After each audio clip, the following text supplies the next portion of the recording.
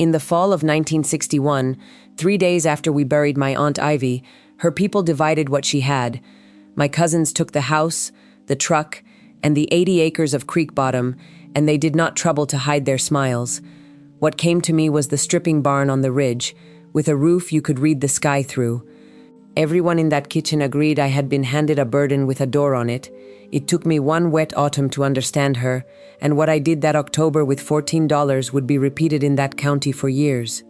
I was 19 then, and there was nobody left above me. My mother had gone in the spring of '58, and my father long before that, so Ivy had been the one who fed me, corrected me, and taught me to tie a hand of leaf so it would not slip. The barn she left me sat at the top of the ridge road where the wind came across from 3 counties, and it was the last building on that land anybody would have wanted.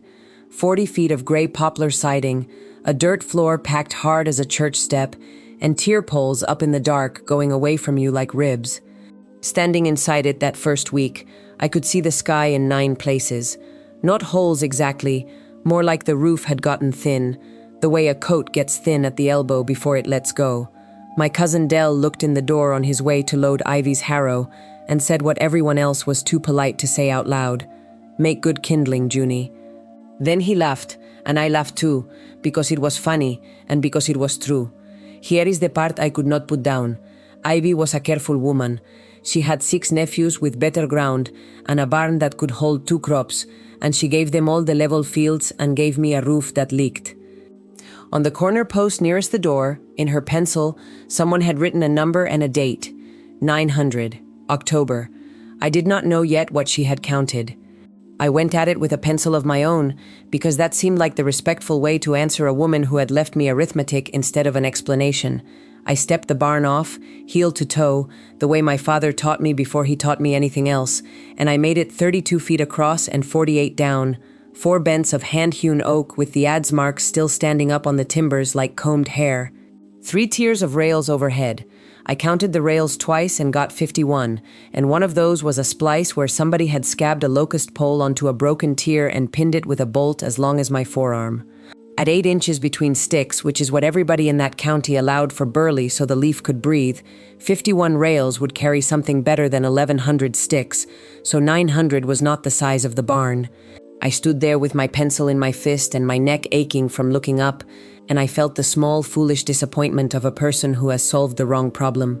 The sticks themselves were in the west corner under a feed sack, stacked the way you stack kindling, and they were the best thing on the place. Hand-split white oak, most of them, 4.5 feet long, worn down at the middle to a shine where 50 years of hands had gripped them, some of them dark at one end from being driven into wet ground. A few had initials burned in. One had a set of notches cut in a row down the flat of it, 7 notches, and I have never learned what those were for. I counted them out one evening onto the dirt floor in rows of 50, and I came up with 741. Not 900. Ivy had counted something else. The dirt floor was the other thing that puzzled me that first month.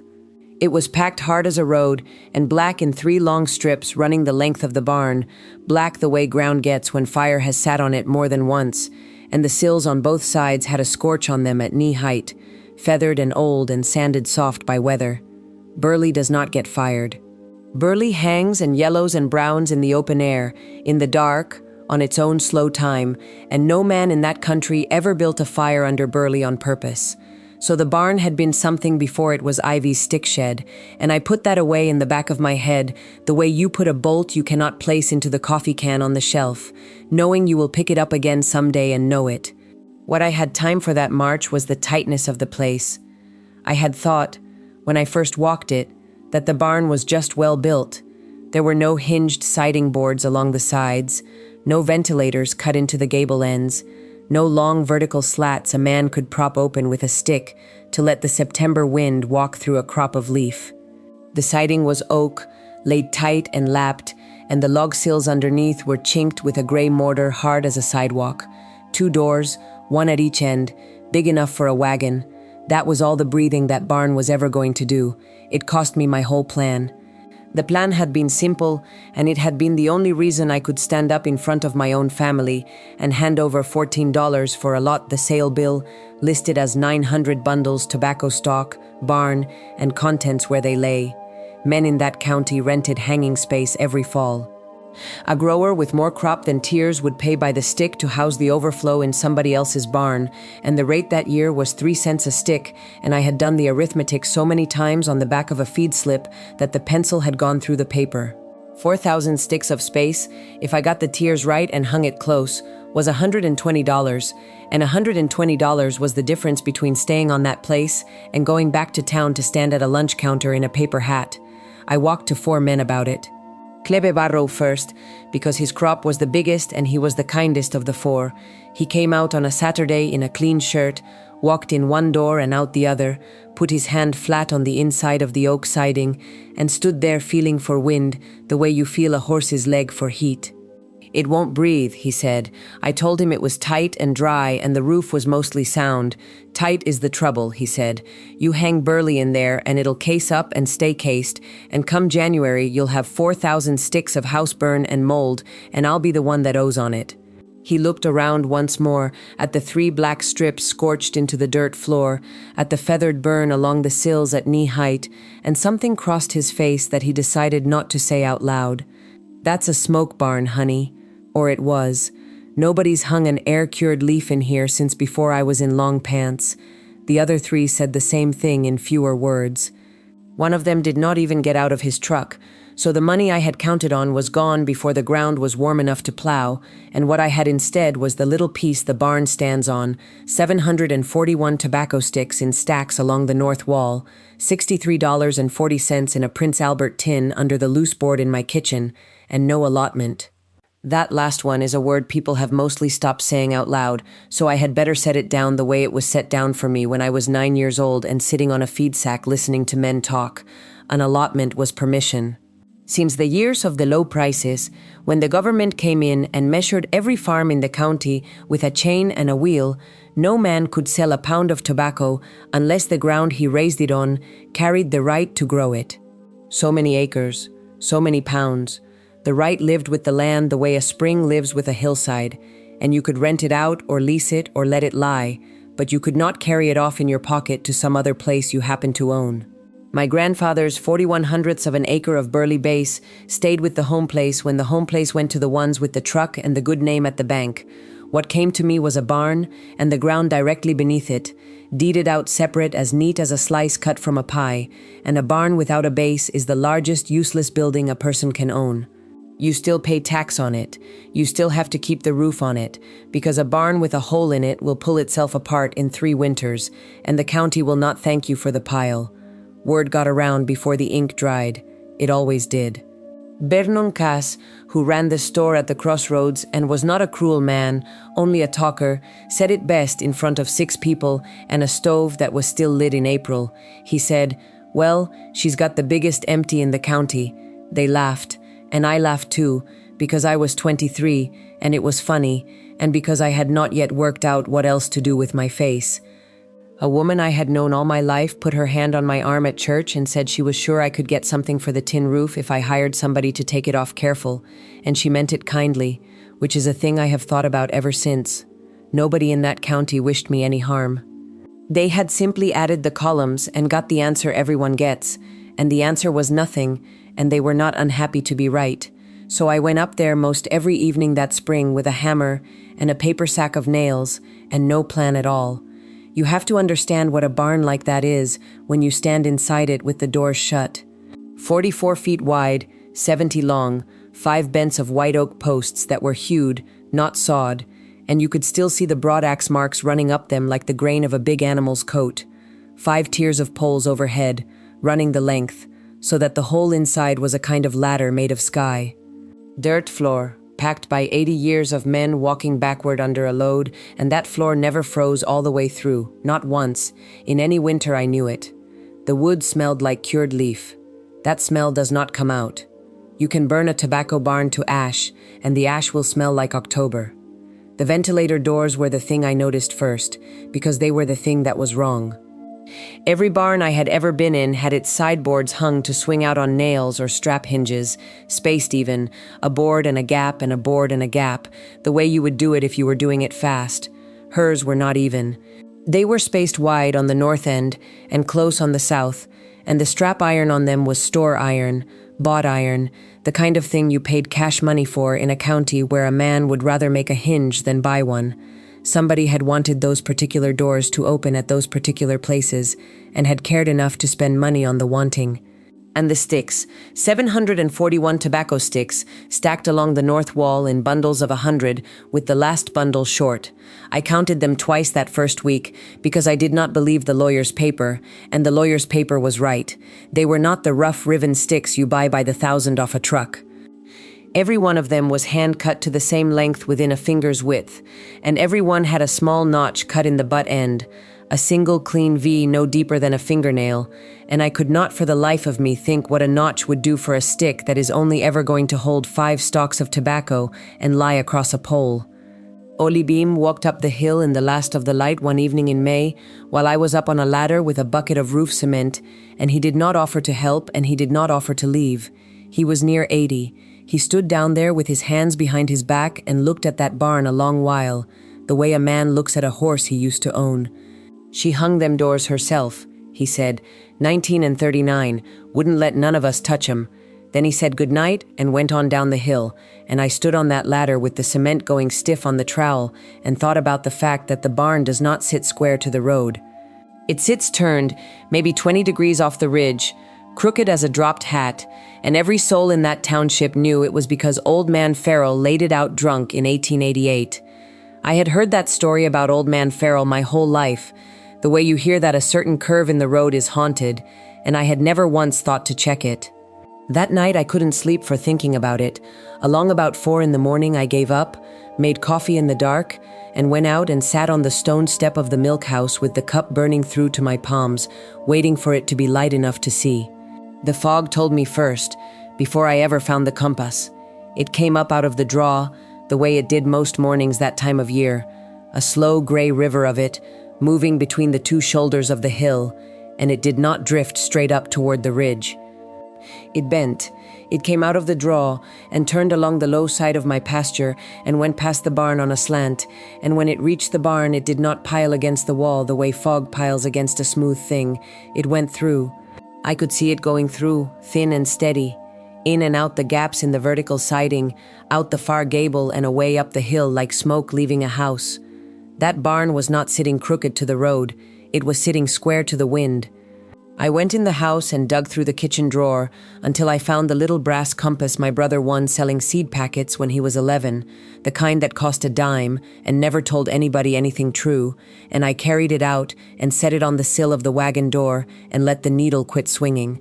Then I walked the long side of the barn, heel to toe, and looked down the length of it, and the length of it pointed straight down the throat of that draw to the southwest, where the weather comes from in this county and has come from since before there was a county. 20 degrees off the road, 20 degrees onto the wind. A drunk man does not miss by exactly the right amount. Once I saw it, I couldn't stop seeing the rest of it. The siding boards on the weather side were not nailed flat and flush like the boards on my house. They were hung with the bottom edge standing off the girt a good half-inch, every one of them, so the whole wall was a set of louvers laid in by hand, tilted down and out, and rain coming at them slantwise struck the face of the board and ran down and dripped clear, while the air kept going right on through underneath. On the lee side, the boards were tight as a church pew. He had built one wall to breathe and one wall to hold, and he had turned the whole building so the breathing wall faced the place the air came from.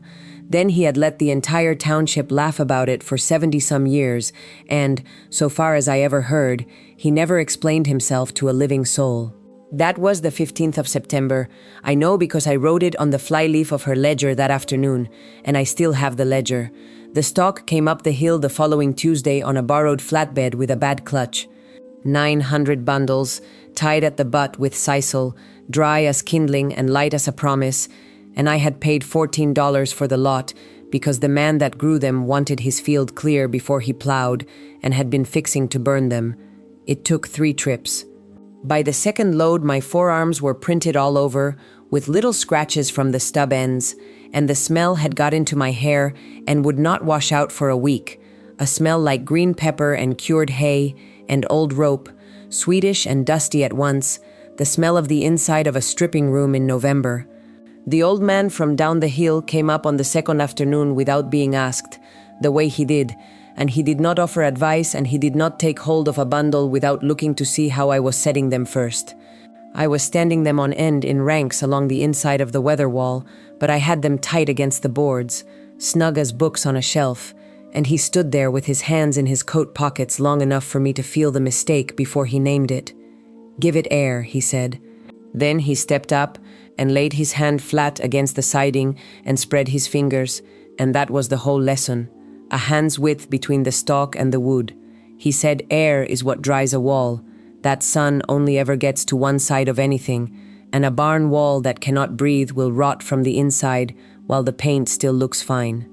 So I pulled back the 40 bundles I had already stood, and I started again, and I was not sore about it, though my shoulders were.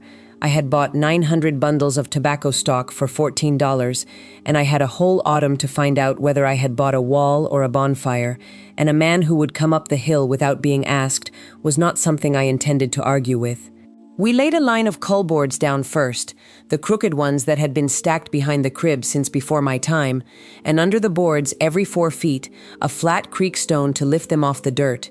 The butts of the stalks would sit on wood, and the wood would sit on stone, and the ground could drink whatever it wanted to without drinking my wall. The next morning he came back with 4 locust poles rattling in the bed of his truck, and did not say what they were for. We wired them upright to the barn's own studs, where the boards had gone soft at the nail heads, and they became the rails that held the courses from leaning out and lying down in the first hard wind. After that, it was only the work, and the work was simple and endless, and it smelled like a stripping room in November. I cut ties all day.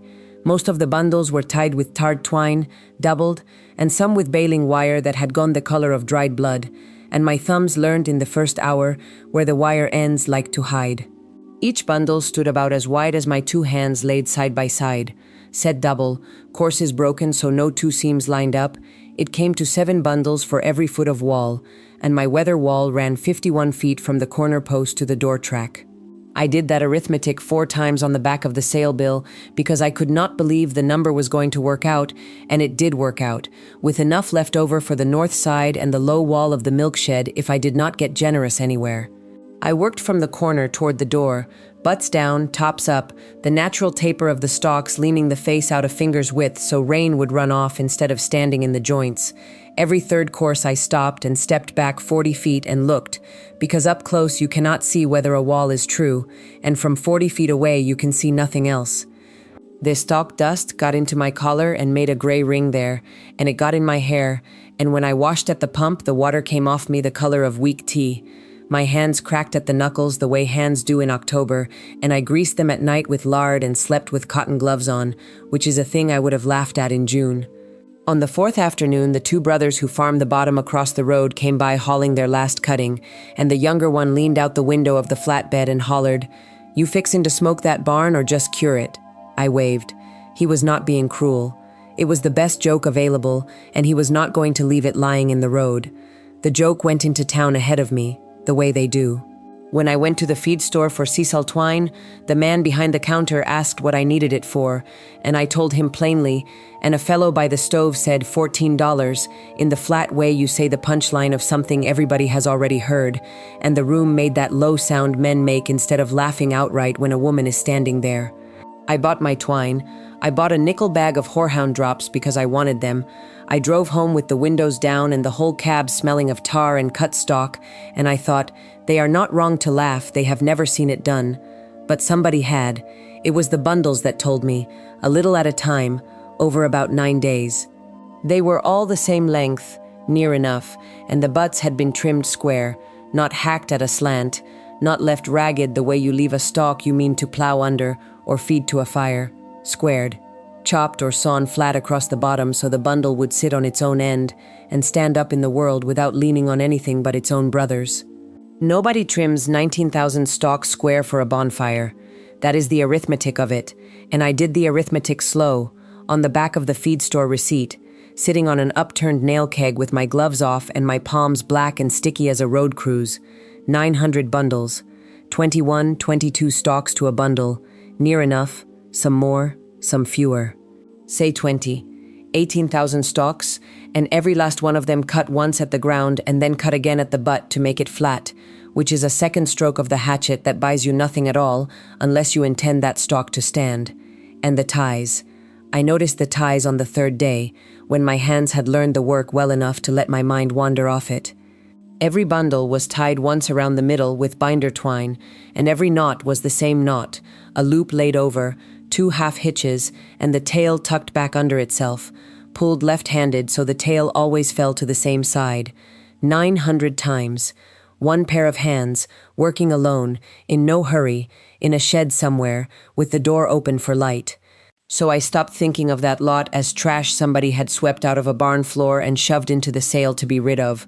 Somebody had made those bundles. Somebody had made them for exactly the use I was putting them to, and had made them well, and then had not used them. I did not know what to do with that thought, so I did what you do. I kept setting stock. You get a rhythm at it by the second morning. Carry 2 bundles under the left arm, cut the twine with the knife in your right, and the stalks let go, and fan a little in your grip, like a held-together sheaf of something that used to be alive. Then you set them, butt down, hard against the ones you set before, and you work your palm across the tops to lay them all one way, and they knock when they touch, a dry hollow knocking, like antlers, like somebody stacking kindling 2 fields over. The tar in them was still sweet. Hot and dark and Swedish, the way the inside of a curing barn smells in the first week of November, and by noon every day the smell was in my hair, and the black gum was in the creases of my knuckles, and would not come out with lie. I had set maybe 40 feet of that wall when I found the rail.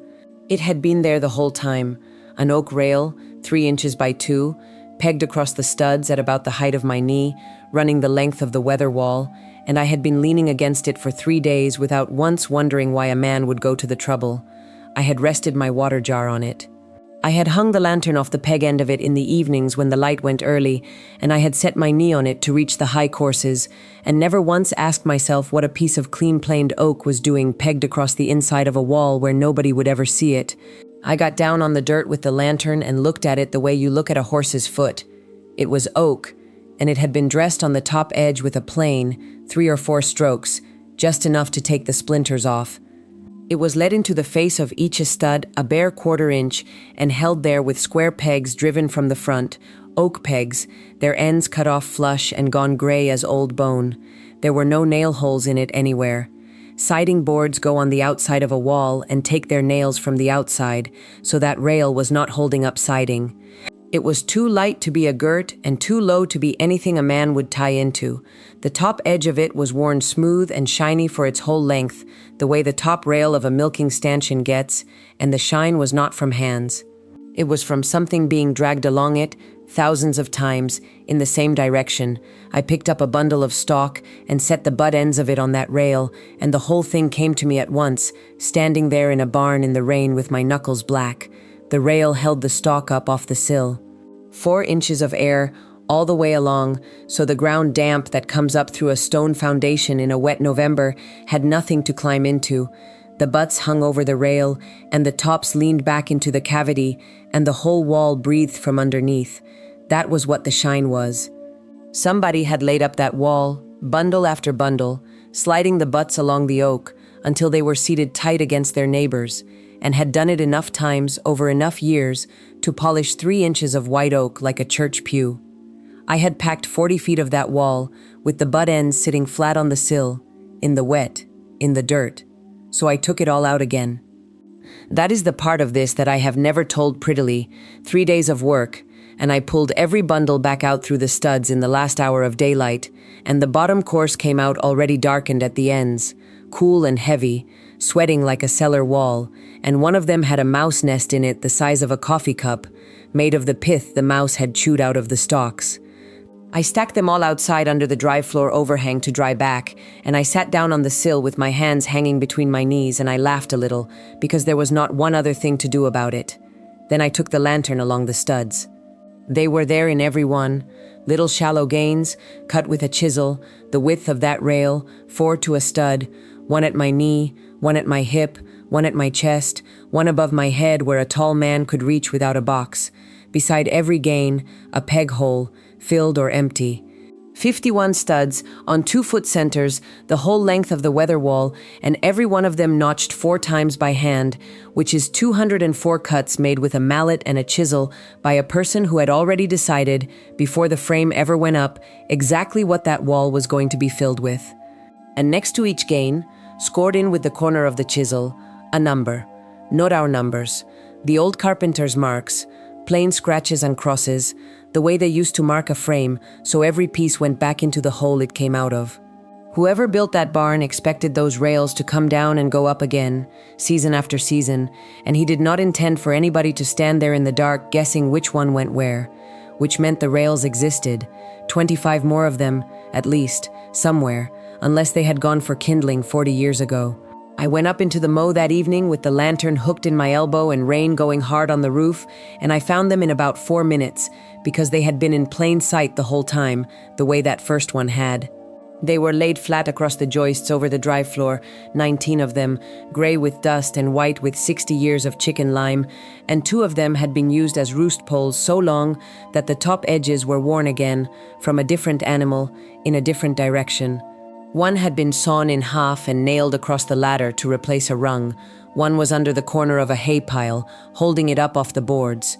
I brought them down 2 at a time, one under each arm, down a wet ladder in the dark, and stood them against the wall in the drive like fence posts. 19. I counted the gains again and made it 26.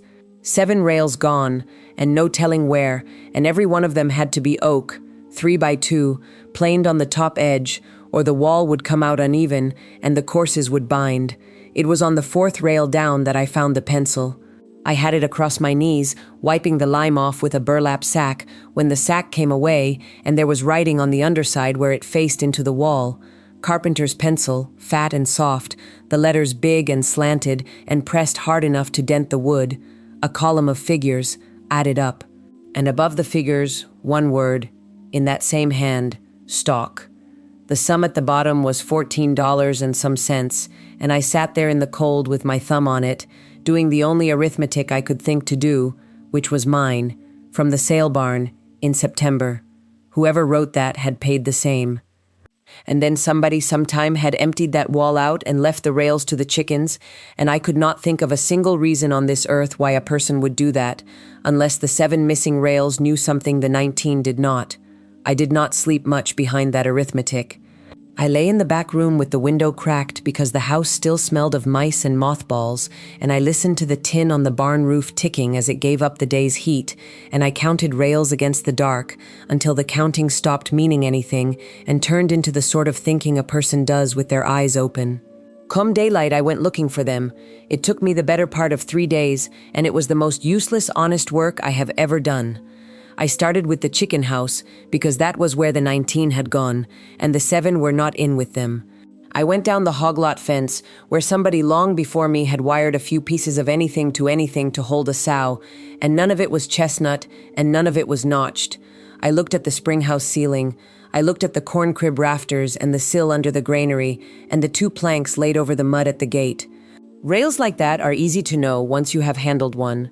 They were hewn square with an axe on 2 faces and left round on the others, 8 or 9 feet, chestnut gone the color of a dry creek bed, and each one had a shallow notch cut a hand's width from either end, where somebody had once seated them into the tier poles. 26 notched rails had hung tobacco in that barn, 19 were holding hens, 7 were somewhere, and they were not anywhere I could walk to. Then the rain came and did my looking for me.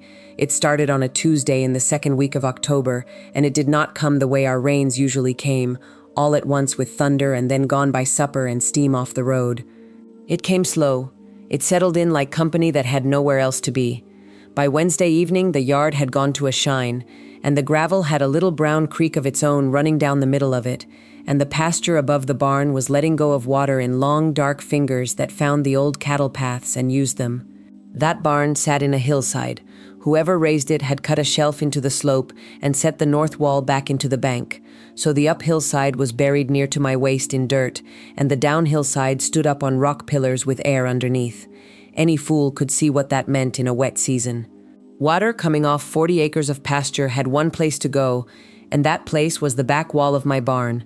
I went out Thursday morning in a feed sack cut for a hood, and stood under the eave on the uphill side to see how bad it was, and what I found was nothing at all. No water at the base of that wall. Not a trickle, not a soft place, not the black seep line you get on a sill that has been drinking. The bank behind it was wet the way a sponge is wet, and the wall was dry as a church pew. Out from that wall, 6 or 7 feet, running the whole length of the barn, and a little past it, there was a strip of grass I had walked over every day since I came there. It was coarser than the grass on either side. It was greener, too. Greener in October than grass has any business being, and it sat maybe 2 fingers lower than the ground beside it, so that in that rain it held a long, thin puddle like a rifle barrel laid in the sod. I got the spade. The sod came up in one wet piece and peeled back like a rug you were ashamed of. 6 inches of dirt under that, heavy as wet cement on the blade, and then the spade went into something that gave, and gave in a way that dirt does not, and came up with a smell on it I had been living inside of for a month. Cold tea, and ammonia, and old rain, and something underneath that like tobacco smoke on a coat. Stalk. Tobacco stalk, packed in that trench butt down, and standing on edge, shoulder to shoulder, tight as books on a shelf. The top 4 inches had gone to black felt. Below that it was still stringy, still holding its shape, still hollow enough down the pith that when I pulled one loose, water ran out of it into my hand. 2 more days of digging along that line, in the rain, in a raincoat that was really a hog feed sack, and I found the rest of it. Chestnut rails, laid flat over that packed stalk like the lid on a cellar box, notched a hand's width from either end. I brushed them off and counted them twice, standing in a ditch with water over my shoe tops, and I came up with 6. 6 rails, each one a good 10 foot long, dark as a boot sole and heavy as a soaked crosty, and then the line quit. No 7th rail, no notch cut waiting for one. Just clay and the clean chop marks of a spade still standing in that clay after however many years it had been, the way a knife mark stays in butter. I pried the 2nd rail up with the mattock and knelt down in the ditch water to see what it had been keeping covered. Under it the trench ran 2 spade widths across, sides straight, and it was packed full of tobacco stalk. Bundles of it, laid crossways to the run, butt to tip, pressed down over the years, until they had gone the color of strong tea and taken on a kind of woody spring, like a mattress that has held one man's shape for 30 years. I got hold of a bundle by the string and pulled, and it came out whole, string and all, twine that had been down in the ground under 6 chestnut rails and never rotted through, and under the stalk there was water, and the water was going somewhere. I heard it before I felt it. A small, steady pouring sound, the way milk sounds in the next room. I put my hand down into the stalk to the wrist, and the cold came through it in a thread, moving, running downhill with purpose, while 10 steps up the slope my barn lot stood in sheets, and my boot prints filled behind me as fast as I made them. I spent the rest of that afternoon finding out where it went. I followed the low green stripe in the grass I had mowed over 2 summers, without once asking myself why grass grew greener in a line, down through the horseweed, through the fence where the bottom wire had rusted off, to the bank of the branch. And in that bank, half hid behind a fan of Christmas fern, there was a mouth of dressed limestone. 2 stones stood on edge, and a third laid across them for a lid, and out of that little doorway came a rope of water about the thickness of my thumb. Clear water. That whole fall the branch ran the color of coffee with too much cream in it, and everything that came down off everybody's hill came down muddy, and out of that stone mouth came water you could have set on the table beside a plate of biscuits. I knelt down in the wet clay and put my hand into it, and it was cold enough to make my knuckles ache, cold the way well water is cold in August, and it ran steady, no surge and no slack, the same thumb-thick rope of it, as if somebody far back inside the hill was pouring from a pitcher that never emptied. I sat back on my heels a good while, my knees soaked through, and I did not much notice. The rain came off the brim of my hat in a little dribble and hit the back of my hand, and that rain was warm compared to what was coming out of the stone. Somebody had built that. That is the part that would not leave me alone. Nobody piles 2 stones on edge and lays a lid across them by accident. Those stones had been dressed. You could see the tooth marks of a chisel along the top edge of the left-hand one, a row of little half-moon bites, the kind a man makes when he is squaring a face by hand and taking his time about it. The lid stone had been trimmed on its underside so it would sit down flush, and the whole business was set back into the bank far enough that 2 summers of my own bush hog had gone over the top of it and never touched it. I went back up to the barn for a mattock and a bucket. It took me half an hour, and by the time I got back, the light was starting to go the way it does in November, all at once and without warning, like somebody shutting a door in another room. I cleaned the ferns back from the mouth. I dug the silt out of the little pool below it and found that the pool had a bottom, and the bottom was flat rock, laid, not native ledge, laid, 3 pieces fitted with their edges close, and worn into a dish shape in the middle, where water had been falling on it longer than I had been alive. There was a groove cut in the front lip of that dish, straight, about 2 fingers wide, cut with a tool, and it ran off to the left, toward the barn, and it was full of leaf mold and mud, and had not carried anything in years. That was the first night I did not sleep on account of the place, instead of on account of the money. I lay up there in that little back room, where the tin came down almost to the window, and listened to the rain change its mind 3 or 4 times, and I turned over what I knew, which was not much, and did not want to sit still. 19 rails on the north side of the tobacco barn, and 7 of them gone missing and never accounted for. 6 rails I had counted out of the ditch with water over my shoe tops. $140 worth of debt on a barn that the county had already written down as a hazard. 900 bundles of tobacco stock I had bought at a farm sale for $14 because nobody else in the tent would raise a hand, and which Delmer Sharp had loaded onto my truck himself, laughing the whole time in that dry way of his, saying, "Girl, you have bought yourself 900 bundles of trouble and 100% of the mice in Hart County." And now a spring nobody had told me about, running clear out of a stone door somebody had built with a chisel, with a cut groove pointing at my barn. I want to be honest about the shape of it. I did not think treasure. I have heard people tell it that way afterward, and they are making themselves sound better than they were. What I thought, lying there, was plumbing. What I thought was, somebody wanted water to go somewhere, and they wanted it enough to dress limestone by hand, and I have been living here 2 years and 3 months, and nobody ever once mentioned it to me. Not my aunt's lawyer, not the man from the county with his clipboard. Not Delmer, who had cut tobacco on this hill for his uncle when he was 14 years old, and who could tell you where every groundhog hole on it was. The next morning was one of those gray mornings, where the sky just settles down on the ridge and stays, and I went out and followed that groove. It ran 15 feet and quit. Not quit, went under. I found the place where it went under by stepping on it and hearing a sound my boot had no business making, a kind of hollow knock that came up through my heel bone. I got down and cleared the sod off with my hands, and there was another dressed stone, a foot square, sitting on top of a hole, and when I lifted it, a smell came up that I have never had a good word for since. Cold, old, not rot, wet stone and old air, and a little bit of iron. Beneath it was a shaft of laid rock, about as big around as a nail keg, going down. And down in the dark of it, maybe 4 feet, I could hear water moving, not falling, moving, sliding along sideways, the way water talks when it has a floor to run on and someplace to be going. I laid the stone back, and I sat there in the wet grass, with my hands filthy and my heart going in my ears, and I did the arithmetic I did not want to do, which was this: that shaft was headed uphill.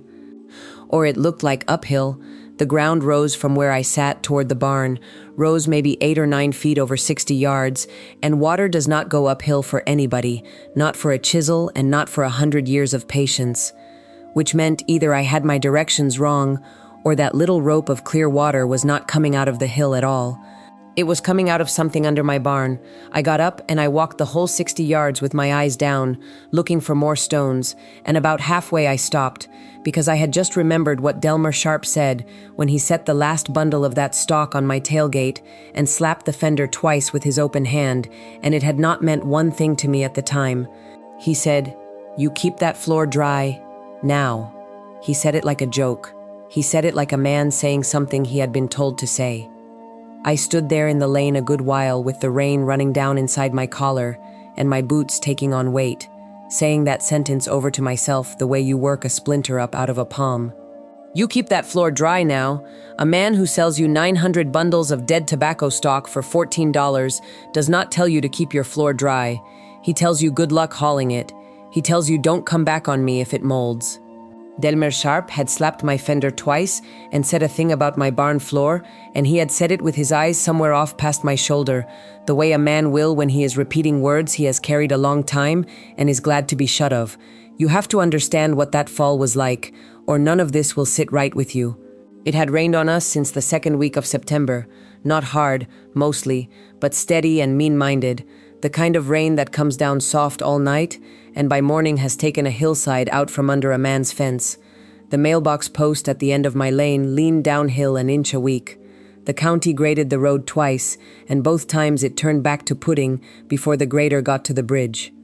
Up at the store, they had quit talking about whether it would clear and started talking about whose hay was heating and whose crib floor had swelled. 2 men that fall lost tobacco in the barn to blue mold and house rot, good tobacco, hanging up there sweating on the sticks with nowhere for the wet to go. A fellow I will not name slowed his truck at my gate one evening and hollered out the window, "You get them corn stalks dried out yet?" and laughed and drove on, and I waved at him with a flat hand because he was not worth a whole one, and my barn was dry. That is the thing I could not get around and could not brag about, because I had not earned it, and I did not know why. You could walk in off that soaked ground and stand in the middle of my dirt and plank floor, and the dust would rise around your shoes. The hay in the mow overhead smelled like hay, sweet and papery, without that hot, sour breath that means it is spoiling from the inside.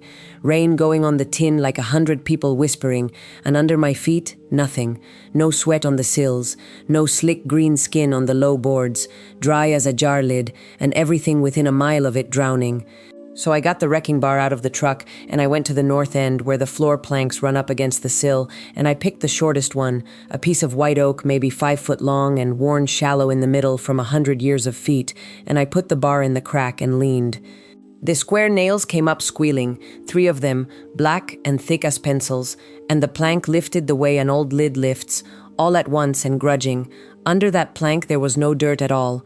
There was stone, flat quarried stone, set on edge, 2 low walls of it running away from me under the floor, north to south, going off into the dark farther than my light would reach. The joists came down and sat on top of those walls the way a lid sits down on a crock, and between the walls there was a trough maybe 16 inches wide, and in the bottom of that trough there was cinder and creek gravel, washed clean, gray as ash, without a spoonful of mud in it anywhere. I put my hand down into that gap the way you put your hand into a spring to see how cold it is, and the air that came up over my wrist was cool and moving and smelled like a cave that somebody had swept.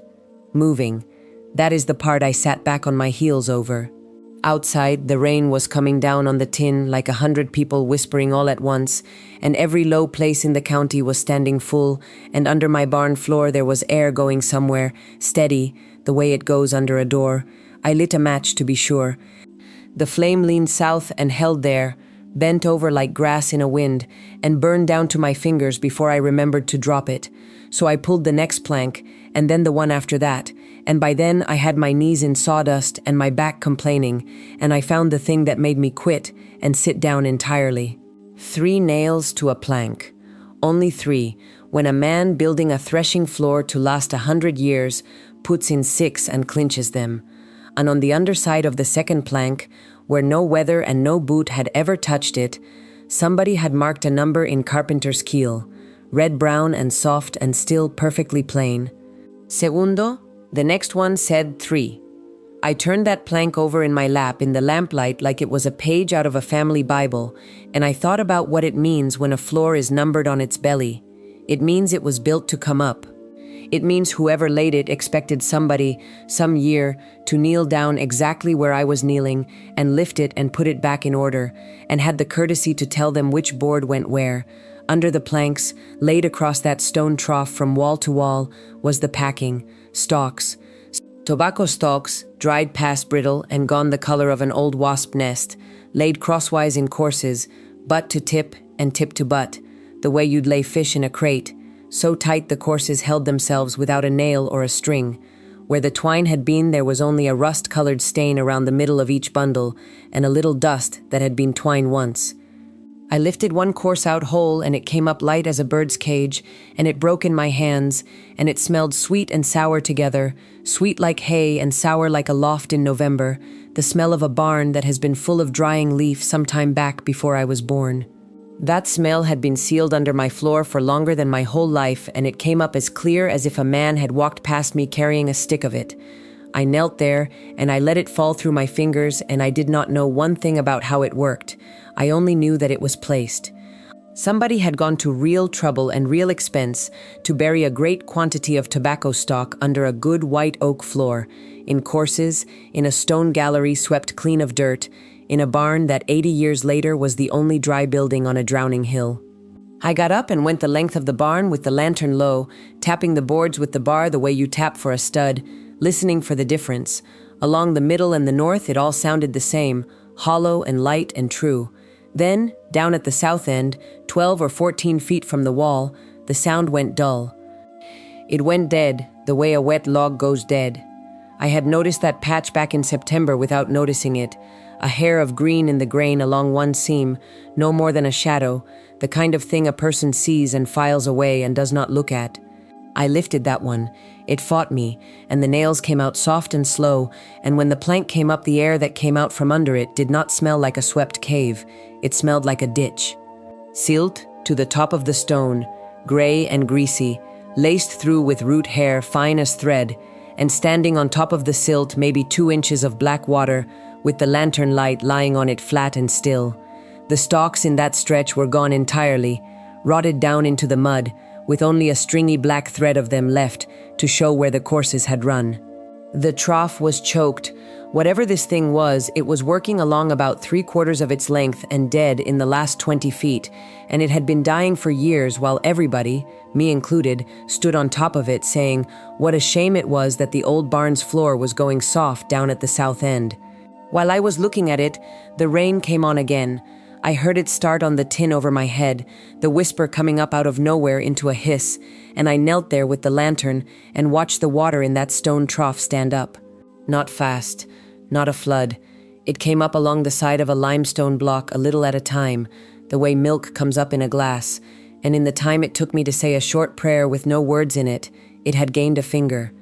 I put the plank back with my hands, 3 nails, tapped down easy, and I went out through the rain to the granary and pulled the corner of the tarp off the pile I had hauled home in October.